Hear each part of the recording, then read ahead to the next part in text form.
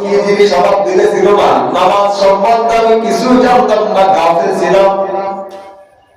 ফরজ হুকুম আহকাম সম্বন্ধে আমার ভিতরে কোনো খেয়াল ছিল না, ভয় কাজ করতো না।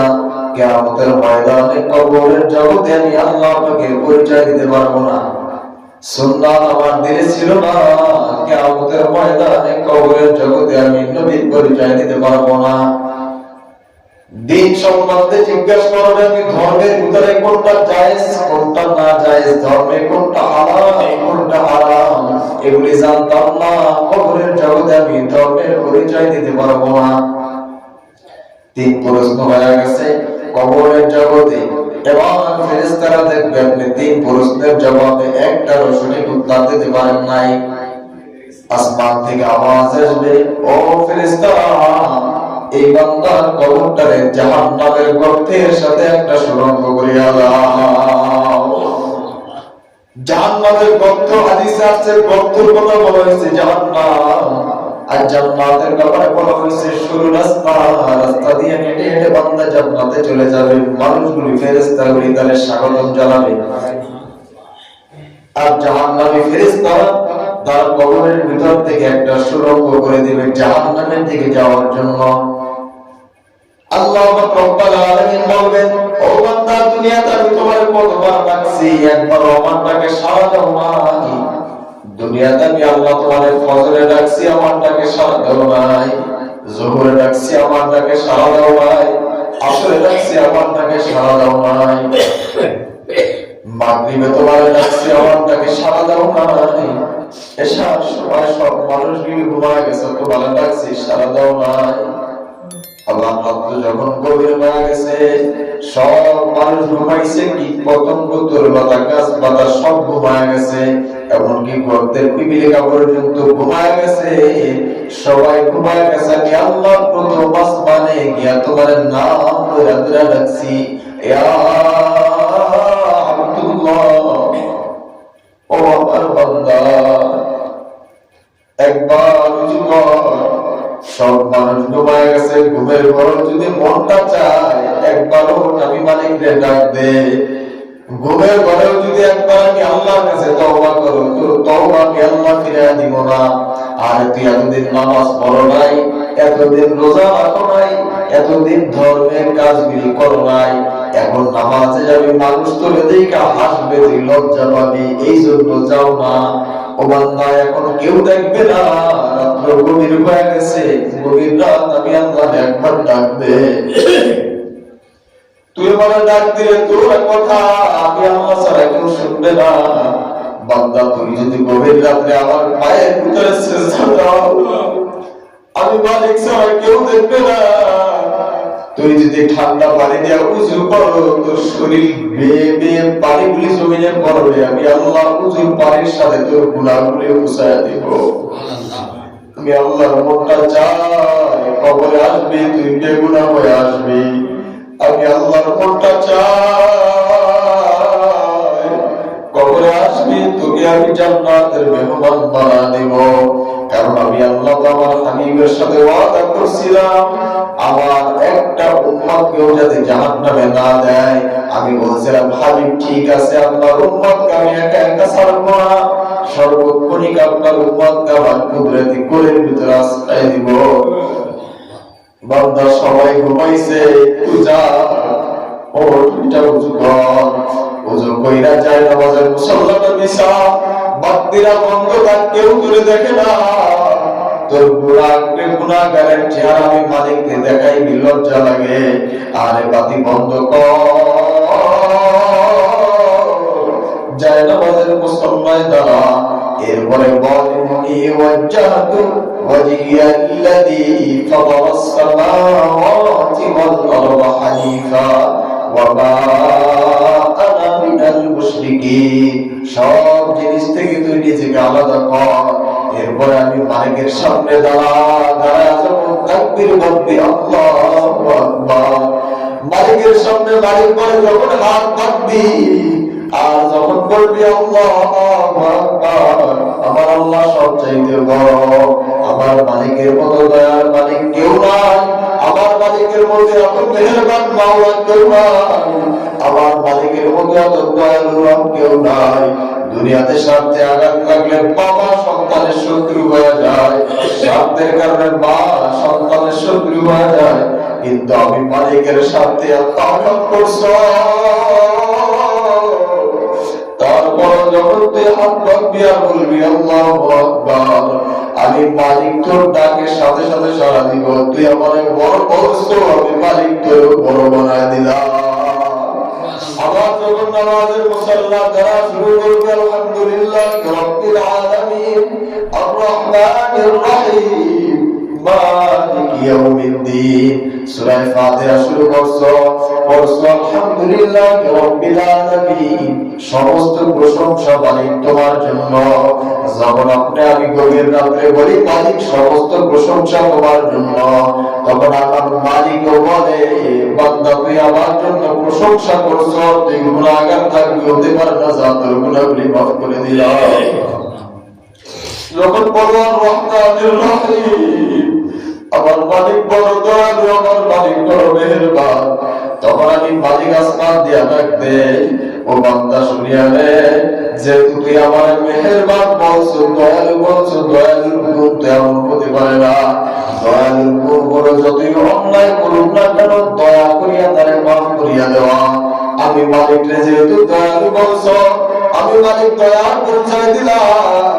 আজ থেকে তোর তামাম জীবনের গুনাহগুলি আমি আল্লাহ মাফ করে দিলাম। আবার যখন বান্দা বলে মালিক ইয়াউমিদ্দিন, মালিক তুমি তো বিচার দিনের মালিক, বান্দা বলছে মালিক ইয়াউমিদ্দিন, আমার মাওলা বিচার দিবসের মালিক, ও মালিক বিচার দিবসের মালিক তুমি। কিয়ামতের ময়দানে যখন বিচার কাজ শুরু করবা, তখন যদি আমি নাফরমানের চেহারার দিকে তোমার নজরখানি পড়ে, আর যদি দেখো আমি গুনাহগার, মালিক তোমার লাগামকৃত চাহনি সহ্য করতে পারবো না। মালিক বলে তুই বলছো আমারে মালিক ইয়াউমিদ্দিন, আমি বিচার দিনের মালিক, তুই স্বীকার করছো। ও বান্দা শুনিয়া রে, কিয়ামতের ময়দানে বিচার কাজ যখন শুরু করব, তোর গুনাহের ভিতরে আমি আল্লাহর চাহনির ভিতরে একটা কুদরতি পর্দা দিয়ে দিব, যাতে করিয়া তোর গুনাহগুলি আমার নজরে না আসে। আমার মালিকের কাছে যখন বলে ইয়াকা না'বুদু ওয়া ইয়াকা নাস্তাঈন, মালিক তোমার ইবাদত করি, তোমার কাছে সাহায্য চাই। আসমান দিয়া মালিক ডাক দেয়, আমার গোলামি করছো, আমি তোরে সাহায্য না করলে কে তোকে সাহায্য করবে? আর দুনিয়াতে মানুষ যার কাজ করে সন্ধ্যাবেলা সে তাকে মজুরি দেয়। মালিকের কাজ করবো, মালিক মজুরি দিবে না, হতে পারে না। মালিক বলে আমি তোরে এমন মজুরি দিব, মজুরির নাম হলো জান্নাত। ভাই সর্বোপরি কথা, কবরের পরিচয় চলবে আল্লাহ, কবরের পরিচয় চলবে মুহাম্মদুর রাসূলুল্লাহ, কবরের পরিচয় চলবে ধর্ম, দ্বীন ইসলাম, ইসলামের পরিচয়। প্রথমত বুঝবে রবের পরিচয় যদি দ্বিতীয় হয়, তাইলে রবের হুকুমগুলি দুনিয়াতে মানা লাগবে, অক্ষরে অক্ষরে মানা লাগবে। রবের হুকুম ছিল ফজরের নামাজ, রবের হুকুম ছিল জোহরের নামাজ, রবের হুকুম ছিল আসরের নামাজ, রবের হুকুম ছিল মাগরিবের নামাজ, রবের হুকুম ছিল এশার নামাজ, রবের হুকুম ছিল দান সদকা করা, রবের হুকুম ছিল রোজা রাখা, রবের হুকুম ছিল হজ করা। রবের প্রত্যেকটি হুকুম যদি আপনি দুনিয়াতে পারেন, তো কিয়ামতের ময়দানে রব্বুকার পরিচয় আপনি দিতে পারবেন, বলবেন রব্বি আল্লাহ। আবার যখন নবীর পরিচয় জানতে চাইবে, নবীকা, আর দুনিয়াতে আপনার ভিতরে যদি সুন্নাত না থাকে, কিয়ামতের ময়দানে আপনি নবীর পরিচয় দিতে পারবেন না। নবী আলাইহিস সালাতু ওয়াস সালাম বলে, যার ভিতরে যত সুন্নাত বেশি সে আমার তত কাছে। এজন্যই কবি বলেন, তু বুঝাও সুন্নতে আহমদ বুঝা বা মুহাম্মদ কাই বুমদ নিসবত তোরা কার শয়তান মিগুনিনা মতওয়ালি গাওয়ালি লামতাসতে বরওয়ালি। এই নবীর সুন্নাত কোথায়, তুমি কোথায়?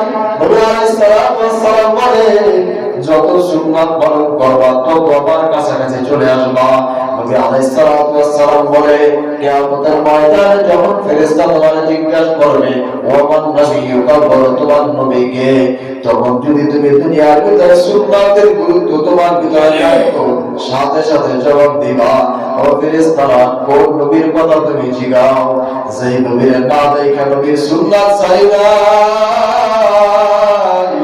যেই নবীর না দেখা নবীর কথা শুনলে কলিজা সিরিয়া কান্না চলে আসতো, যেই নবীর না দেখা নবীর গায়ের খুন করে জন্য পাগল হওয়া দরকার, নবীর দেখি না কিন্তু নবীর কথা কানের ভিতরে আওয়াজ আসতো দিলটা ফাটিয়া যাইতো, নবীর দেখি না কিন্তু নবীর গায়ের ঘেরান দেওয়ার জন্য দেওয়ানা হয়ে থাকতাম, নবীর দেখি নাই কিন্তু রওজায় যাওয়ার জন্য পাগল ছিলাম, নবীর দেখি নাই কিন্তু নবীর সালাত দিতে থাকতাম, নবীর দেখি নাই নিজের জীবনের চাইতে নবীর বেশি ভালোবাসতাম। আজকে নবীর পরিচয় জানতে চাও ও ফেরেশতারা শুনিয়া দাও, আমার নবী হলো হযরত মুহাম্মদুর রাসূলুল্লাহ সাল্লাল্লাহু আলাইহি ওয়াসাল্লাম।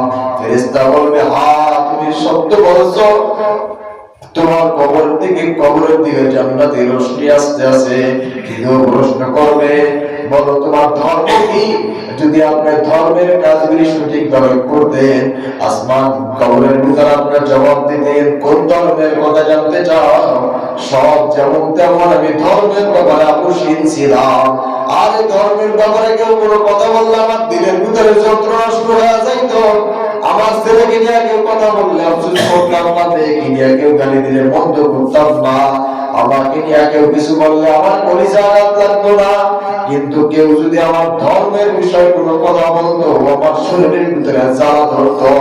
আর কেমন ধর্মের কথা জানতে চাও, আমার ধর্ম হলো সেইটা যেটা নবীর দেখে যাওয়া ধর্ম, আমার ধর্ম হলো সেইটা যেটা আল্লাহ পাকের মনোনীত ধর্ম, আমার ধর্ম হলো দ্বীন ইসলাম। আসমান থেকে আওয়াজ আসবে আমার বান্দা সত্য বলছে, সবাইকারী আয়া আব্দু, আমার বান্দা সত্য বলছে, যেহেতু আমার বান্দা সত্য বলছে আমি মালিক ও সত্যবাদী, আমি ওয়াদা করছিলাম প্রশ্নের জবাব দিনটা যদি সঠিক হয় কবর থেকে জান্নাত পর্যন্ত রাস্তা তৈরি হবে। ও ফেরেশতারা জান্নাত থেকে কবর পর্যন্ত রাস্তা করিয়া দাও, জান্নাতের দরজাটা খুলিয়া দাও, আমার বান্দা একটা দৌড় দিয়ে জান্নাতের মালিকের জান্নাতে চলে আসে। হাদিসের ভিতরে রওয়ায়াত আছে নবী আলাইহিস সালাতু ওয়াস সালাম বলেন যখন রাস্তা তৈরি হয়ে যাবে বান্দা একটা দৌড় দিবে আর ডাক দিবে আল্লাহু কারীম, আল্লাহু কারীম। ও মালিক তোমার দেখি নাই রাস্তা তৈরি হয়েছে, মালিক তোমার সাথে দেখা করতে চাই, এক দৌড়ে জান্নাতের দরজায় গিয়ে দাঁড়া যাইবে, চতুর্দিকে তাকাইবে আর আমার মালিক কই, জান্নাতের ভিতরে ঢুকবে আর দৌড়াইবে আর ডাকবে আল্লাহ তুমি কই। আসমান থেকে আওয়াজ আসবে বান্দা আমি তোর জন্য জান্নাতের ওয়াদা করছিলাম, জান্নাত পাইছো কিনা? ফের জান্নাত পাওয়ার পরে বান্দা বলবে হ্যাঁ মালিক তোমার ওয়াদা কিন্তু জান্নাত আমি পাইছি। ও বান্দা তাইলে সব তো পাইছো, আমার কি খোঁজো?